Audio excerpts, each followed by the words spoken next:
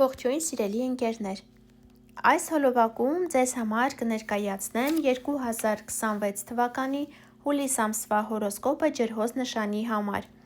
Սիրելի ընկերներ, կնայենք մոլորակների դիրքավորումը այս ամսում, կնշեմ նորալուսին, լիալուսին և լարված օրերը։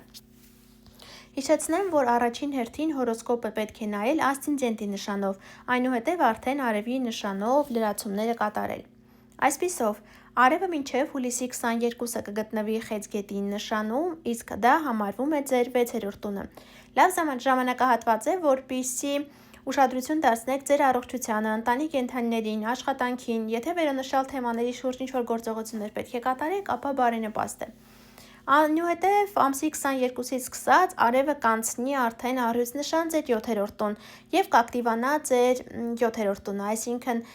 այն մարդիկ են այստեղ պատկանում, ում հետ մենք ունենք փաստաթուղթ ստորագրած, դա կարող է լինել համագործակցություն, գործընկերություն, ամուսին, կին, հաճախորդներ։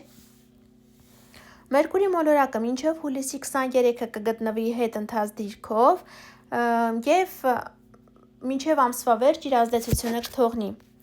Հետընթաց Մերկուրիի մասին առանձին նյութ արդեն ունեմ պատրաստած, հղումը կարող եք գտնել նկարագրություններ բաժնում,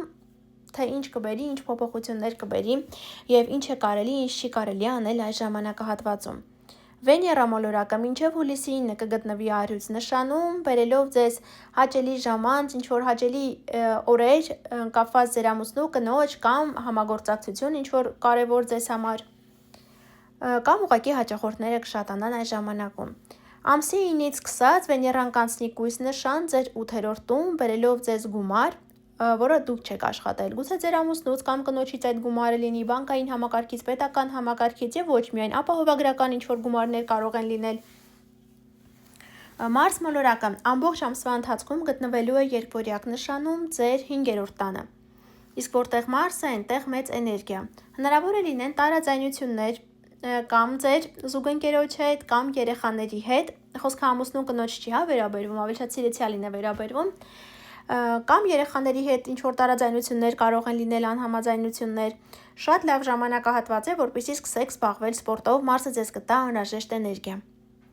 Յուպիտեր մոլորակը շարունակում է գտնվել առյուծ նշանում, այս ամսում 0-ից 6 աստիճան շարժվելով, առյուծը ձեր 7-րդ տունն է և առաջիկա 1 տարվա ընթացքում այնտեղ է Յուպիտերը լինելու, բերելով շատերին ամուսնություն, նոր համագործակցություն կամ ավելի պետք է մեկը լիներ, միանգամից մի քանի համագործակցություն լինի, կամ եթե պետք է ամուսնալուծություն լինի, ապա Յուպիտերը կօգնի, որպեսզի ամեն ինչ շատ հեշտ անցնի։ Ավելի մանրամասն Յուպիտերի հետ կապված ես առանձին նյութ ունեմ տեղադրած, հղումը կթողնեմ նկարագրություններ բաժնում, կարող եք անցնել և նայել։ Իսկ այժմ, սիրելի ընկերներ, ասեմ, թե բոլորից շատ հենց այս ամսում Յուպիտերի ազդեցությունը ովքեր են զգալու, ովքեր ասցենդենտով են, ջրհոս և ասցենդենտը գտնվում է 0-ից 6 աստիճանում, կամ ովքեր ծնվել են հունվարի 23-ից հունվարի 29 ընկած ժամանակահատվածում, այս օրերի ծնվածները արդեն սկսելու են զգալ Յուպիտերի նվերները։ Սև լուսինը շարունակում է գտնվել աղեղնավոր նշանում 21-ից 24 աստիճան շարժվելով, աղեղնավորը ձեր 11-րդ տունն է։ Սիրելի ընկերներ, եթե նոր ընկերուհի պետք է ունենաք, նոր ընկեր, նրանց միանգամից մի վստահեք, ձեր գաղտնիքները մի բացահայտեք, գուցե լսեք, որ ձեր մեջքի հետևում բամբասում են ձեր մասին, Սև լուսինը նման հարցեր կտա, բայց Սև լուսինի դրական կողմը այս դիրքավորման մեջ այն է, որ եթե ունեք օնլայն բիզնես, ապա լավ կլինի, որպեսզի գովազդանեք, Սև լուսինը ձեզ կօգնի և հայտնիություն կբերի։ Նորալուսինը կլինի հուլիսի 14-ին Խեցգետին նշանում 22 աստիճան, մի 2 օր առաջ, 2 շաբաթ հետո իր ազդեցությունը կունենա։ Խեցգետինը ձեր 6-րդ տունն է, ինչ-որ նորություն, նոր էներգիա կգա, գուցե նոր աշխատանքի գնաք կամ ինչ-որ բժշկական ստուգման գնաք այս ժամանակահատվածում, անալիզներ հանձնեք կամ նոր ընտանի կենդանի։ Եվ լիալուսին կլինի հուլիսի 29-ին ձեր նշանում, սիրելի ջրհոսներ, 9 աստիճան, իսկ դա նշանակում է, որ ինչ-որ վերջնակետ է դրվելու ձեր կյանք, կապված որևէ ոլորտի հետ, հատկապես ովքեր ասցենդենտով ջրհոս են, ասցենդենտը գտնվում է 9 աստիճանում, կամ ովքեր ծնվել են ամսի 1-ին, 2-ին, հունվարի կամ 31-ին, փետրվարի 1-ին, 2-ին, այս 3 օրերի ծնվածները ավելի շատ են զգալու այս լիալուսնի ազդեցությունը։